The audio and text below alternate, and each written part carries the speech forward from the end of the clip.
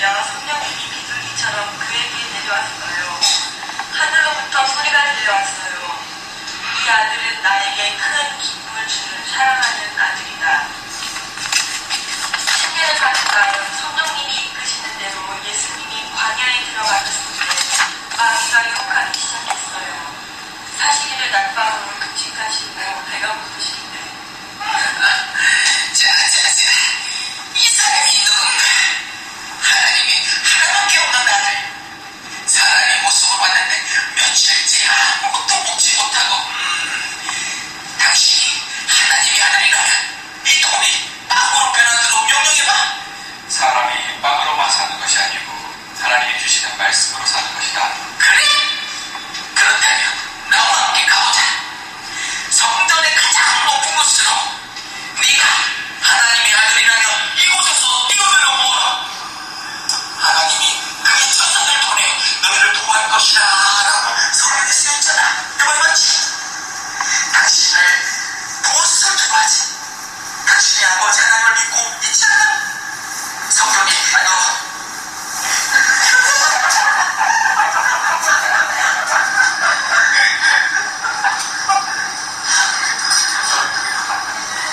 성경이 너희 주 하나님을 시험하지 말라고 말씀하고 있다. 그래? 그러면 좀 더 높은 곳으로 가보자. 이 세상의 모든 나라들을 보아. 나는 당신에게 이 모든 것을 줄 수 있어. 만약 당신이 무릎 꿇고 나를 경배한다면 사탄아 물러가라. 성경에 주 너희 하나님만을 경배하고 섬기라고 쓰여있다. 그러자 사탄은 예수님을 떠났어요. 이 일 후에 예수님은 그에게 주어진 사명을 이루어가기 시작하셨어요. 먼저 그의 가장 가까운 제자로 담을 12명을 선택하셨어요. 시몬 베드로, 시몬의 형제 안드레, 세베대의 아들 요한, 요한의 형제 야고보, 다데오, 마태, 가룟 유다, 빌립, 나다니엘, 시몬, 알페오의 아들 야고보, 도마. 그들은 예수님이 어디로 가든지 함께 여행하며 예수님이 행하신 기적, 말과 행동으로 가르치신 하나님의 진리와 지혜를 배웠어요. 저는 이 말씀을 통해서 성탄 이후, 그러니까 예수님도 한 사람으로 오셔서 성장 과정을 보여주면서 무엇이 가장 인생에 중요한가, 우리 인생에 뭐가 중요한가, 우리 자녀들에게 뭐가 가장 중요한가, 이걸 보고 그 다음에 이제 들어가서 그 안에서 유튜브 선생님이랑 뭐 다음에 이제 조금만 내년부터는 더 유치부 모임을 준비해 볼게. 그리고 이제 공생에는 예수님이 이제 구원 사역을 시작하는 거죠. 이 세상에 오신 목적을 이제 드디어 세상에 드러내면서 말하자면 우리 자녀들이 학교를 다 졸업하면 이제 직장에 나가서 사회생활을 시작하는 것처럼 뭔가 사람의 역할을 하듯이 예수님 오신 목적과 사명을 성취하려고 공생을 시작할 때에 그 과정에 무슨 준비가 필요했으며 그 시작할 때 그 모습은 어떤가, 그걸 통해서 우리는 하나님이 우리를 각자 부르실 때는 사명이 있잖아요. 그냥 그 길거리 돌처럼 우연히 던져진 존재는 절대 아니죠. 저는 29살까지는 그냥 그 많은 사람 속에 한 명이니까 내가 내 인생을 최대한 잘 만들어 봐야 되겠다 죽도록 노력했는데 인간의 한계가 있죠. 그런데 하나님을 딱 만나고 보니까 하나님이 이렇게 쓰시려고 그랬는데 내가 걔 엉뚱한 데를 다니느라고 수없이 부딪히고 아프고 힘들었구나, 그런 생각을 하고요. 그날 이후로는 그 부르심의 뜻대로 지금 가고 있는 거 아니겠어요? 마찬가지로 여러분 각자에 대한 하나님의 놀라운 계획과 목적이 있다고 저는 믿습니다. 그냥 예수님만 무슨 어떤 계획 속에서 구약의 예언대로 오시고 그분만 어떤 사명이 있는 게 아니고 창세 전부터 언제쯤 우리가 이 세상에 만들어낼 때 하나님 계획 속에 다 있었다고요. 정명란은 정명란대로, 전종욱은 전종욱님대로, 이 호영님대로, 만영란대로, 복민이는 딱 박경룡의 섹션인데 어디에 그냥 한 군데라도 선 본 적이 있죠.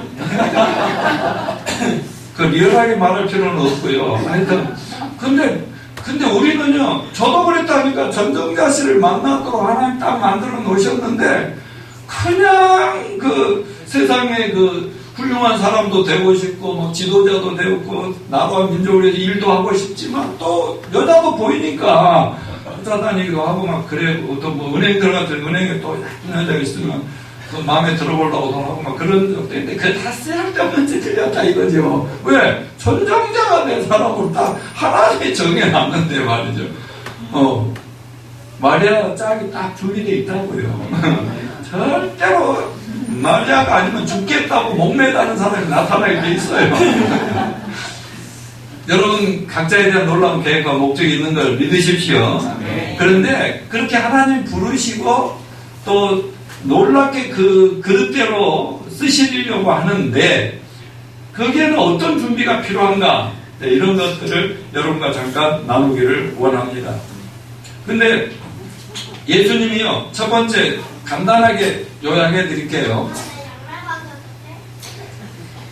예수님이 12살 때 지금 어디 계셨었지요? 성전에. 하나님 예배하고 제사 드리는 성전에. 그런데 이제 많은 사람들이 예배 드리고 다 흩어졌어요. 그러니까 예수님의 어머니 마리아하고 요셉, 아버지 요셉도 그냥 그 막 국제시장에 많은 사람이 피난 가듯이 이제 몰려왔다가 이제 가는 거예요. 근데 한참 가다 보니까 없는 거예요. 그래서 3일 동안을 찾아 헤맵니다.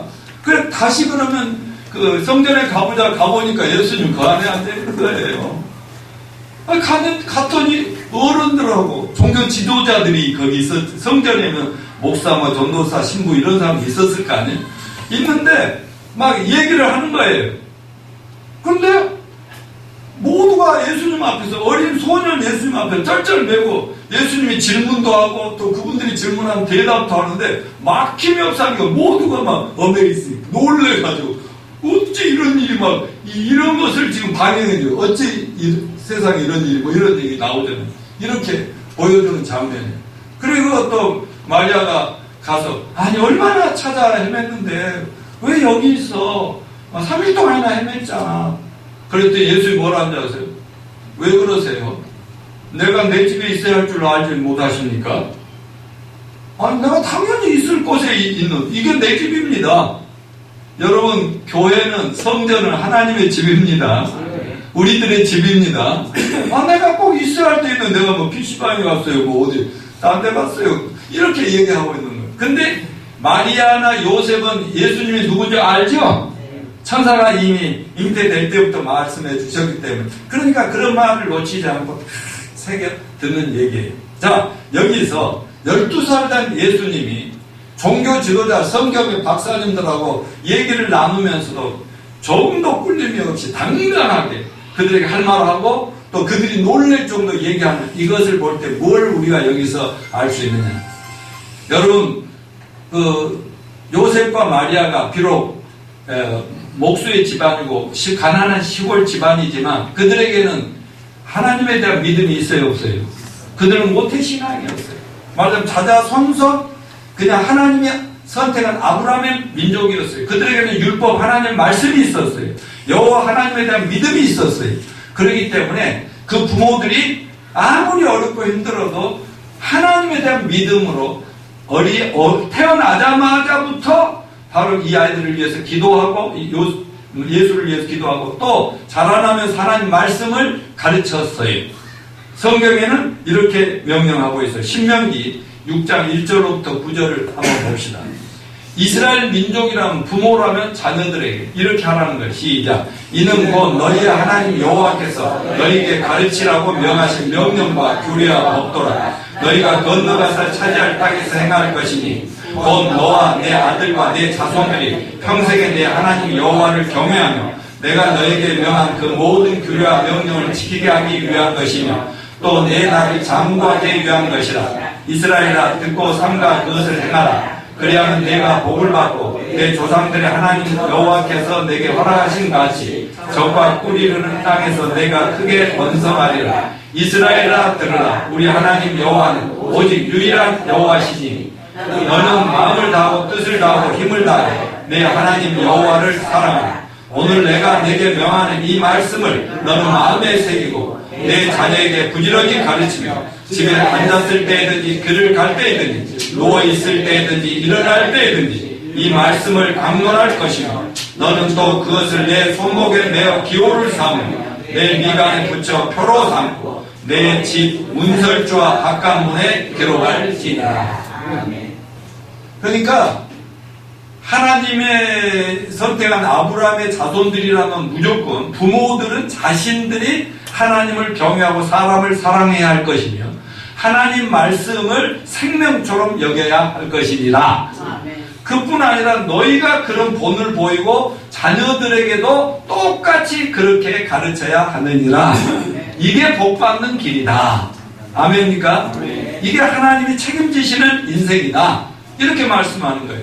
신약성경 에베소서 6장에도 오늘날 크리스찬들에게도 뭐라고 했는지 같이 읽어봅시다. 시작. 또 아미들아 너희 자녀를 노엽게 하지 말고 오직 주의 교훈과 훈계로 양육하라.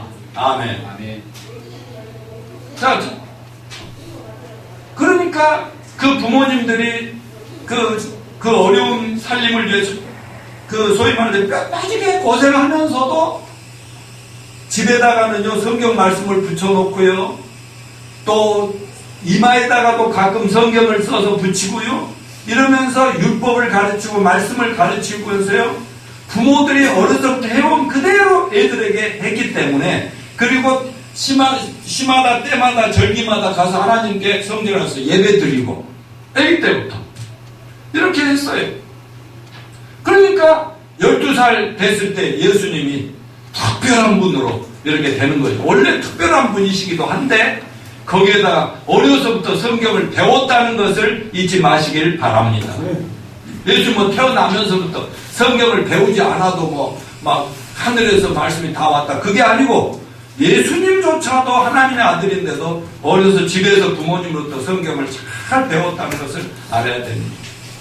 저도 다행히 결혼할 때는 교회만 그냥 다니는 그냥 형식적인 종교인이었지만 결혼하고 우리 오란이 낳고 우리 아들까지 낳자마자 예수님이 나를 구원해 주셨어요. 그러다 보니까 다행히 아기 때부터 또 철저하게 아주 작지만 성경에 충실한 좋은 교회에 제가 속하게 되었어요. 그러니까 저는 이제 예수님의 구원을 받으니까 이 3명만은 나처럼 늦게 다 커서 이 세상 막 볼 대로 보고 나서 구원받은 게 아니라 어려서부터 철저하게 유대인처럼 키워야 되겠다. 이렇게 결심을 하고 그냥 예배 때 그냥 어린아이들 데리고 예배 같이 이렇게 다 드리거든요. 이런 식으로 드리는데 애들이 막 방해하고 울고 그러면요. 막 우리 큰 딸은 막 화장실 내려가서 매너도 때리고요. 기어이 단판을 지어가지고 그렇게 하고 들어와서 이제 예배를 시작하고 우리 저 노하늘 집사도요. 중학교 때 나한테 어떤 목사님은요 100대 때렸대 100대. 그런데 그건 너무 심했고요. 나는 10대 때렸어요. 아버지, 엄마하고 상의도 안 하고 지멋대로 학교 결정했더라고. 그러면서 그냥 막 성질나서 때리는 게 아니라 성경을 갖다 놓고 봐라. 하나님 뜻대로 미래를 꿈꾸라고 했냐, 네 마음대로 하라고 했냐. 성경 아버지 뜻대로 해야 된다. 그럼 잘못했지. 엄마 아빠하고 상의도 없이 선생님 말만 듣고 마음대로 한 건 잘못됐지. 오케이.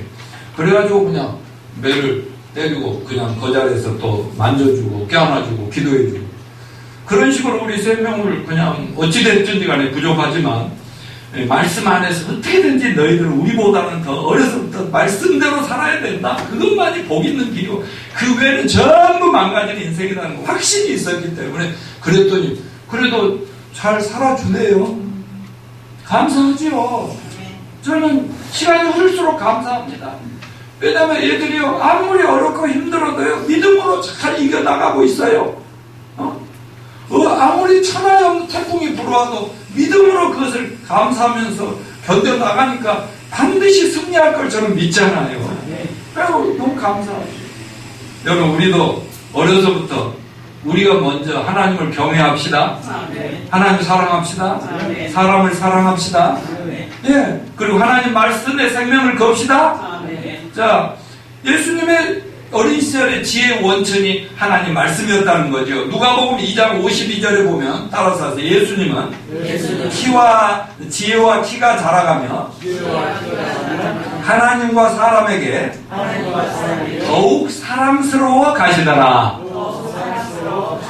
부모님의 기도 속에, 교회 그 성전에 가서 예배 속에, 말씀 속에, 하나님의 축복 속에 사니까 점점 자라면서 지혜도 커지고 몸도 커지면서 사람들과 하나님께 너무 사랑받는 거예요. 나는 우리 이한이나 민영이가 그런 아이들이 되게 하겠습니다. 될 줄로 믿습니다. 근데 우리 드림이도 나오면 복 받은 거지요. 우리 라비, 우리 또 가두인이, 비록 가두인이가 지금 다운 증후군으로 태어났지만 얼마나 지금 사랑받고 축복받고 우리 모두가 축복받고 있고 그 부모들이 그것 때문에 얼마나 믿음이 좋아지고 인격이 다듬어지고 좋아지는지 우리 모두에게 좀 이따 우리 노하늘 집사가 우리 가두인이의 부모가 보내준 그 감사의 편지, 기도에 대해서 감사 편지를 좀 읽어 드릴 것입니다만은 아무튼 그 우리 막내딸 목회하면서도 목회라는 게 사람들 섬기는 건 얼마나 어렵겠어요. 그래도 잘 견뎌가고 있어요. 나이도 어린 거 목회도 얼마 안 됐는데. 우리 아들 어찌됐건 간에 아버지께 저렇게 오나요? 아버지 안 떠나고 말이죠. 요즘이요 목사 자녀들도요 교회가 조금 하면요 큰 교회 가버려요. 가서 자기 신랑감 신부감 찾으러 가고요. 그리고요 거기 가야만 뭐 있다고 이래요. 근데 말하고 잘 따라오니 예비만 따르고 있어요. 그래서 내가 봐서 내년이나 언제는 저 세계 우리 어려서부터 제가 그랬거든. 하나님을 믿는 사람들은 세상을 품는 꿈을 꿔야 된다. 그래서 비록 제가 서울 있다 목포 가서 목회했지만은 애들에게 꿈을 심었어요. 예수님은 세계 구원, 인류의 구원이었다. 그래서 너희들도 구원을 전 세계를 품는 월드 비전을 가져라 했더니 다 지금 미국 가버렸잖아요. 내년쯤에 어디 선교사로 우리가 파송합시다. 사업 선교사로 사업선 비즈니스 미셔널이라고 그러거든. 그 선교사로 보내고 우리가 그 대신 우리가 선교사에 돈을 지원하면 선교사 돈을 보내야 돼. 우리한테. 아 진짜. 그리고 우리는 또 그 같이 힘을 합쳐 세계 선교 많은 어려운 선교사들 어려운 교회들을 도와주는 작지만 강한 교회 만듭니다. 그러니까 아니 그냥 보내자니까 안 나가니까 그럼 집사님이 알아서 해. 여러분 뭐가 이렇게 만드냐고요? 우리가 먼저 말씀과 하나님에 대한 믿음이 굳건해야 되고요. 말씀에 아주 목숨을 걸어야 되고요. 예배에 목숨을 걸어야 되고요. 이 길만이 내가 잘 되는 길이고 내가 영생을 얻는 길일 뿐 아니라 이 땅에서 웰빙하는 길이고 잘 죽는 길이고 영원히 사는 길이라는 것을 믿어야 됩니다. 그렇지 않으면 잘 되는 것 같은데 전부 막 난파되고 난리잖아요. 내 말을 믿으시길 바랍니다. 자, 주의 말씀이 얼마나 위대한가. 시편 119편 105절. 왜 하나님 말씀에 우리가 그렇게 중요시 여겨야 되느냐? 시작. 주의 말씀은 내 발의 등이요 내 길의 빛이니라. 내일 앞을 알 수 있는 사람이 아무도 없어요. 그래서 전부 캄캄한 인생살이를 살아가니까 잘못하면 여긴가 가다가 부딪히고 이리 가다가 코피 터지고 말이죠. 이쪽에 가다가 넘어져서 이빨 빠지고 이러면서 인간이 망가지는 거거든. 근데 하나님 말씀이 빛입니다. 등대입니다. 나침반이란 말이죠. 시편 119편 98편부터 100절 시작. 주의 계명들이 항상 나와 함께 하므로 그것들이 나를 원수보다 지혜롭게 하나이다. 내가 주의 증거들을 늘 읊조림으로 나의 명철함이 나의 모든 스승보다 나아 주의 법도들을 지킴으로 나의 명철함이 노인보다 나으니라. 예, 아무리 세상에서 학박사, 석박사를 하고 세상의 인류대학의 최고의 교수진이라 하고 총장이라 하더라도 하나님 없이 사는 것보다도 공부 하나도 학교도 안 다녔는데 성경 하나를 달달 끼고 있는 그 사람이 더 위대하다는 거예요. 아멘입니까? 무슨 그 당시 예수님 당시는 학교가 없었나요? 공부 많이 한 사람들 굉장히 많았어요. 그렇지만 예수님은 학교도 안 다니고 예수님 제자들도 학교도 다녀본 적도 없고 가난하고 무식하고 그렇지만 하나님의 말씀이 있기 때문에 스승보다 더 위대하다. 모든 선생님들 다 합쳐놓다 더 명철하다. 이 말씀 그대로 믿읍시다. 요한복음 6장 63절 시작. 살리는 것은 영이니 육은 무익하니라. 내가 너에게 이른 말은 영이요 생명이니라. 아무리 하나님 없이 잘 먹고 잘 살고 뭐 부자가 되고 굉장해도 남이 다 시들버린 꽃과 같은 겁니다. 그러나 살리는 것은 영입니다. 우리 영혼의 양식은 말씀입니다. 아까 마귀가 뭐라고 그랬어요? 야, 너 배고프잖아. 돌로 떡덩이를 만들어봐. 하나님 아들이라고 기저가 그랬더니 사람이 떡으로만 살 것이 아니요. 말하자면 먹는 음식으로만 사는 게 아니야. 왜? 육체는 떡으로 살아야죠. 그렇지만 우리 안에 있는 육체 안에 있는 영혼은 하나님의 말씀으로 사는 겁니다. 하나님 말씀이 생명의 양식입니다. 여러분 아침에 식사들을 하셨지요? 점심 먹지요? 저녁 먹지요? 하나님 말씀을 그보다 더 드시길 바랍니다. 그러면은 어떤 육체의 연약함이나 질병이나 세상의 어떤 도전도 능히 이길 수가 있는 거예요. 자, 요한복음 15장 7절 시작. 너희가 내 안에 거하고 내 말이 너희 안에 거하면 무엇이든지 원하는 대로 구하라. 그리하면 이루리라. 우리가 예수님을 믿고 영접하여 구원받은 예수님 안에 쏙 들어가 버려요. 이한이가 민영이 가슴에 쏙 안기려고 해요. 작은 가슴. 근데 예수님은 온 세상 인류를 품을 만한 넓은 가슴입니다. 우리가 회개하고 예수님을 정말 믿고 죄사함 받으면 예수님 품 안에 안깁니다. 그리고 예수님도 우리 작은 가슴 속에 영으로 우리 가슴에 오십니다. 그래서 내가 예수 안에 있고 예수님 내 안에 있으면 예수님과 나는 완전히 하나 되는 거예요. 맞죠? 그리하면 뭐라고? 무엇이든지 원하는 대로 구하라. 그리하면 이루리라. 우리가 하나님 안에 있고 하나님 말씀 안에 있으면 우리가 철저하게 기도하는 그대로 이루어지는 줄로 믿습니다. 마태복음 7장 24절로 27절 말씀을 한번 읽어봅시다. 그러므로 누구든지 나의 이 말을 듣고 행하는 자는 그 집을 반석 위에 지은 지혜로운 사람 같으니 비가 내리고 창수가 나고 바람이 불어 그 집에 부딪히되 무너지지 아니하나니 이는 수초를 반석 위에 놓은 까닭이요 나의 이 말을 듣고 행하지 아니한 자는 그 집을 모래 위에 지은 어리석은 사람 같으니 비가 내리고 창수가 나고 바람이 불어 그 집에 부딪히면 무너져 그 무너짐이 심하니라. 이 말씀은 예수님 반석 위에 세운 집하고 말하자면 큰 바위 위에 멋지게 지은 집하고 모래 위에다가 바닷가 모래에다 집을 멋지게 똑같은 집을 지었는데 그 차이가 뭐냐? 여러분 평소에는 모르죠. 그러나 비바람 치고 홍수 나고 이렇게 위기가 닥치면 모래 위에 지은 집은 사상 루각이라 해가지고 그건 기초가 너무 약하니까 화려한 것들이 순식간에 무너져 버립니다. 그러나 반석은 비바람에 무너지지 않지요. 그래서 예수님이 반석이십니다. 하나님 말씀이 반석이십니다. 하나님과 하나님 말씀 위에 우리 인생을 세워나가면 절대로 무너질 수가 없습니다. 하나님 책임지십니다. 제발 믿으시길 바랍니다. 그래서 우리 젊은이들은 제발 믿고 믿음으로 철저하게 말씀에 자기 인생을 세우면서 믿음의 사람들을 배우자로 만나야 되는 거예요.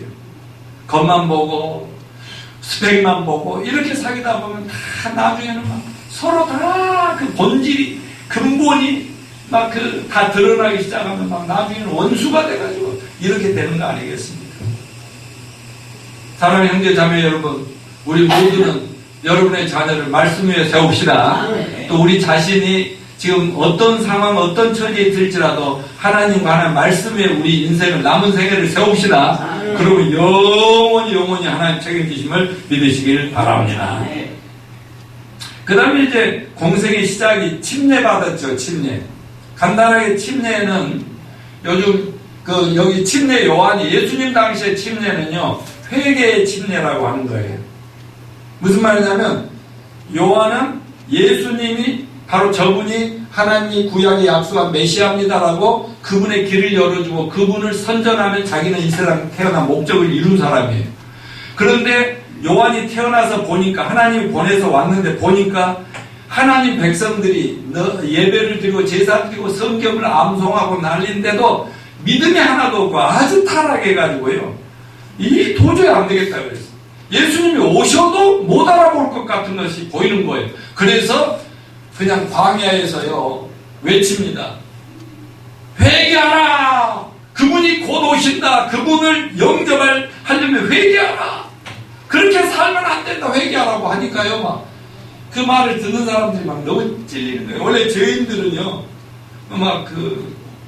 그냥 누가 뭐라 안 해도요, 교회만 가도 그냥 마음이 찔리고 그러잖아요. 설교 들을 때 나는 뭐 누구한테 뭐 회개하라고 안 하는데도 그냥 내 자신이 그걸 느끼니까요.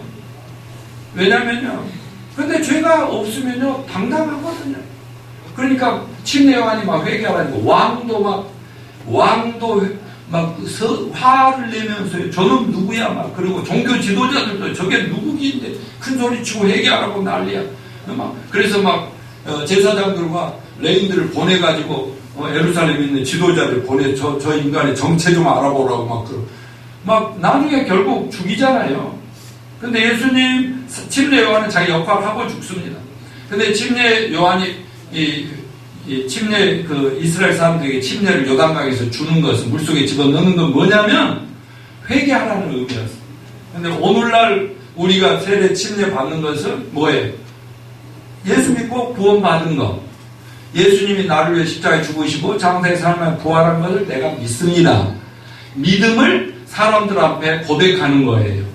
그러니까 근데 예수님이 침례를 받겠다고 그 죄인들 틈에 끼어서 이렇게 오시는데 요한이 보니까 메시아인 거예요. 자기가 증거하러 온 그분이 드디어 이제 이렇게 나타나는 거예요. 여태까지 몰랐어요. 근데 하나님 보여주셔서 그분이구나. 보라, 세상 죄를 지고 가는 하나님 어린 양이 오셨다. 이래서 그런데 나에게도 침례를 다오. 그렇게 얘기합니다. 아니 주님. 근데 이제 침례 요한이 예수님보다 6개월 먼저 태어났거든요. 그러니까 나이로 보면 세상적으로 보면 형이에요. 그런데 요한은 하나님하고 연결이 너무 잘 되어 있는 분이라 예수님은 창세 전부터 계신 자기를 만드시고서야 보낸 하나님인 걸 알아요. 근데 그분이 자기한테 물속에 집어넣는 침례 배포로 달라고 그러니까 뭐라고 그랬겠어요? 아닙니다. 말도 안 되죠. 이러랬더니 그렇게. 그래서 하나님 뜻대로 하자. 하나님 뜻이 뭔지 압니까? 자, 두 가지 목적이 있어요. 예수님을 침례를 받음으로써 하나님이 인정하십니다. 침례 받고 물속에서 들어갔다가 물속에 나오는데 뭐야? 하늘에서 성령님이 비둘기같이 예수님에 내리면서 이는 내 사랑하는 자, 내 기뻐하는 아들이라 그렇게 하늘에서 인정 내려줬죠? 그 일이 있었고 그 다음에 그것 후에 바로 공생애를 시작합니다. 그럼 이제 공생애를 시작하는데요.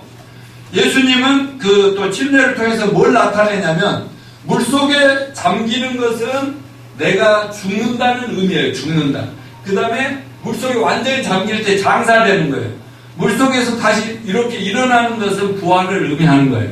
그러니까 예수님은 침례를 통해서 나는 인류를 위해서 십자가에 죽고 3일 만에 부활하기 위해서 온 구세주다.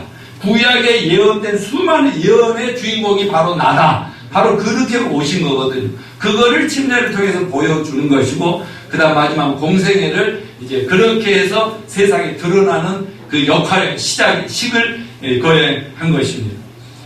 근데 예수님은 이 침례를 통해서 자아를 죽이죠. 인간이기 때문에, 사람으로 오셨기 때문에 이제 점점 십자가를 향해서 십자가 죽음이 자기에게 닥쳐오는 걸 알고 있었어요. 3년 후면 돌아가실까 알아요. 근데 그 쉬운 일이 아니죠. 근데 침례를 통해서 나는 이미 이 육체적으로는 인간 예수는 십자가에 못 박혀 죽었다. 그리고 나는 앞으로 믿음으로 하나님을 위해서 이 인류를 구원하러 살겠다. 이렇게 하는 그것을 보여준 거예요. 그래서 예수님은 그 침례와 또 나중에 그 체포되기 전날 밤에, 마지막 밤에 산에 가서 그 아주 피땀을 흘리면서 기도를 했잖아요. 기도한 것은 인간으로서 십자가를 피하지 않고 그 어떤 고난이 와도 잘 견디면서 꿋꿋이 하나님이 보내신 뜻대로 내가 이 십자가 구원 사역을 이루게 해주세요 하는 의미로 기도합니다. 기도와 침례는 바로 예수님이 그때 이미 죽으신 거예요. 그리고 부활하시면서 당당하게 이제 사역을 하시는 거죠. 자, 우리들도 하나님 사역을 잘 감당하려면 어떻게 해야 돼요?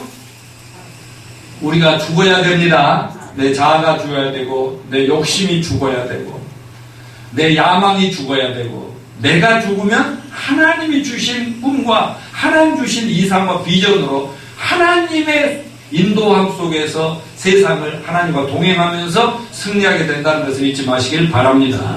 자, 마지막으로 사단의 유혹을 받고 있었죠. 마태복음 4장 1절부터 11절 한번 같이 읽어보시죠. 시작. 그때 예수께서 성령에 이끌려 마귀에게 시험을 받으러 광야로 가서 40일을 밤낮으로 금식하신 후에 줄이시니라.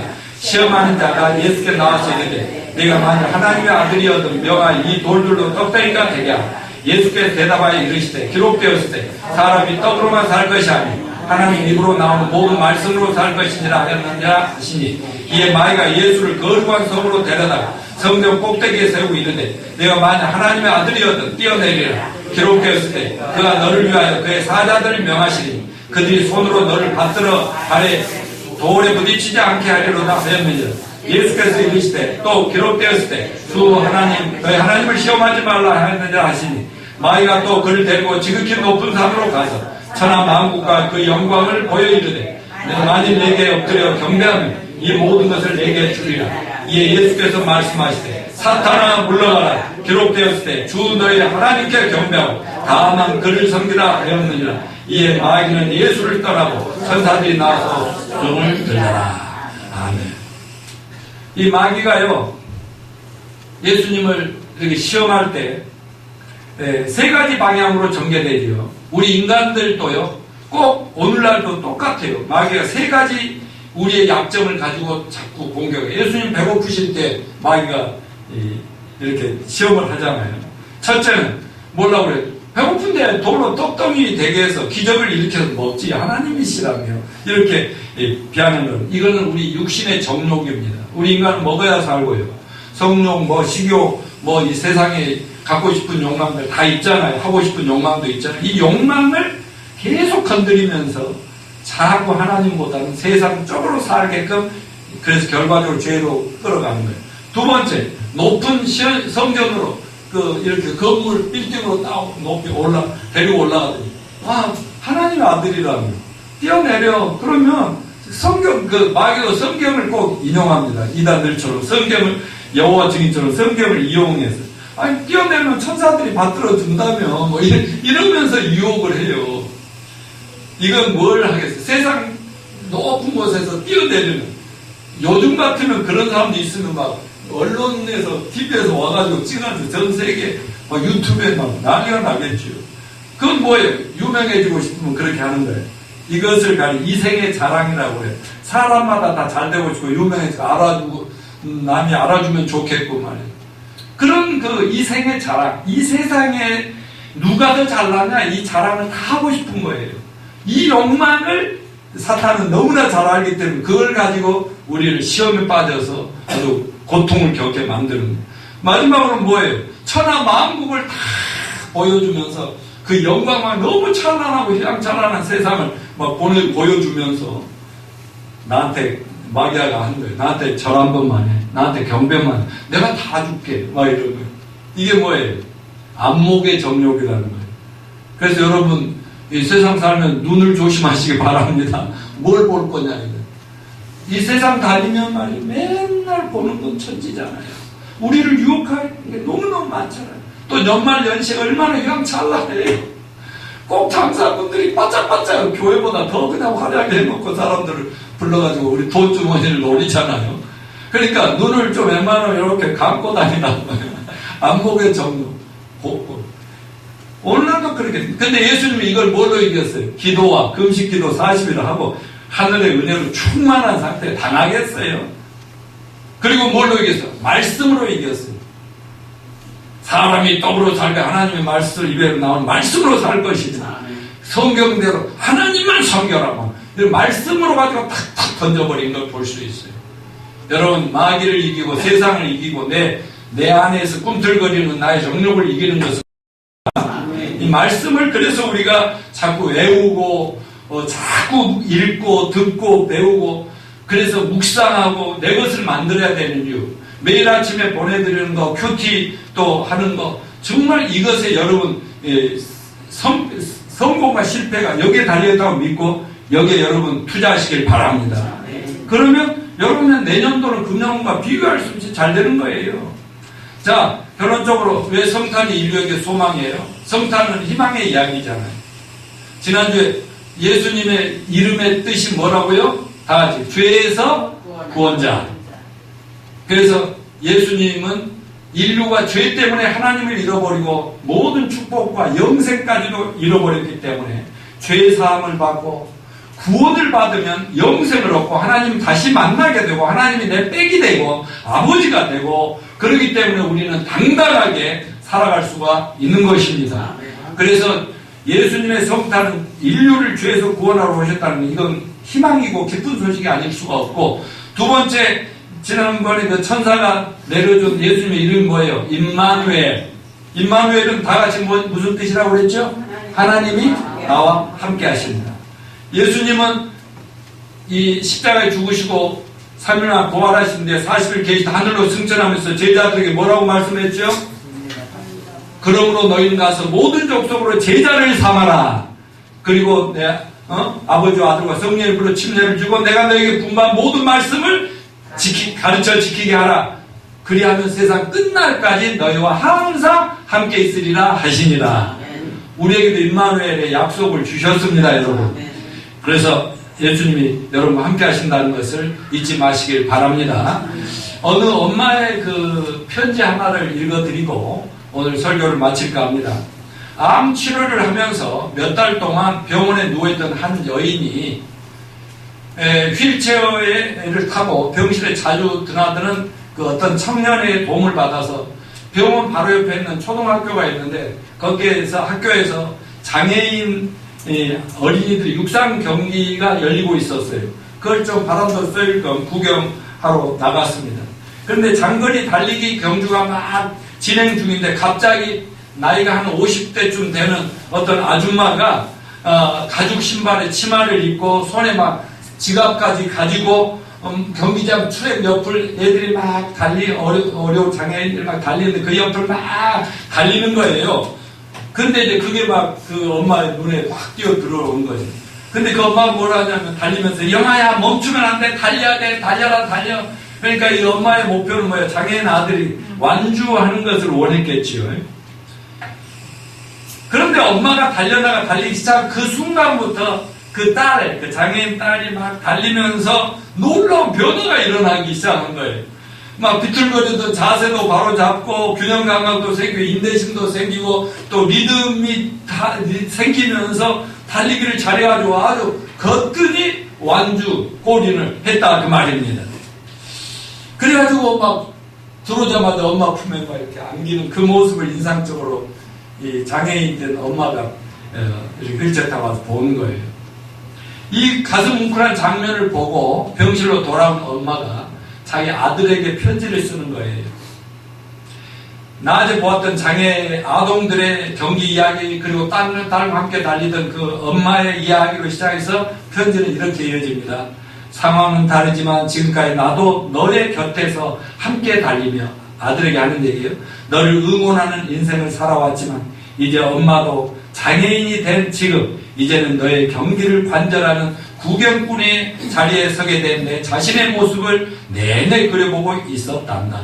그리고 아무래도 오래 살지 못한 내 병을 내가 알기에 조금만 더 시간이 흐르면 엄마의 모습도 보이지 않고 엄마의 목소리도 들리지 않는 곳에서 달려야 될 내 모습을 바라보고 있었다. 그러나 아들아, 그때 엄마의 모습이 보이지 않아도, 엄마의 목소리가 들리지 않아도 나는 내가 여전히 내 곁에서 너와 함께 달리고 있는 엄마의 모습을 보고 엄마의 목소리를 들었으면 한다. 달려라 나의 소중한 아들아, 포기하지 말고 달려라, 달려. 나는 여전히 그렇게 응원하고 있을 것이다. 그리고 엄마의 힘도, 너 자신의 힘도 미치지 못하고 내가 넘어져 있다면 그때 엄마는 하늘나라에서 기도하고 있을 것이다. 주님, 이 세상 끝날까지 우리 함께 하시겠다고 약속하셨잖아요. 주님이 가서 일으켜 주세요. 주님이 내 아들과 함께 해주세요. 라고. 그리고 그때에도 너와 함께하는 주님을 의지하고 엄마의 기도를 의지하고 나는 내가 인생의 경주를 완주해 줄 것을 믿는다. 아들아, 일어나 달려라. 포기하지 않고 달리는 거야. 주님과 함께 달리는 거야. 아들아, 임마누엘 파이팅! 기도로 함께 달리는 엄마가 라고 했습니다. 다 같이 일어나셔서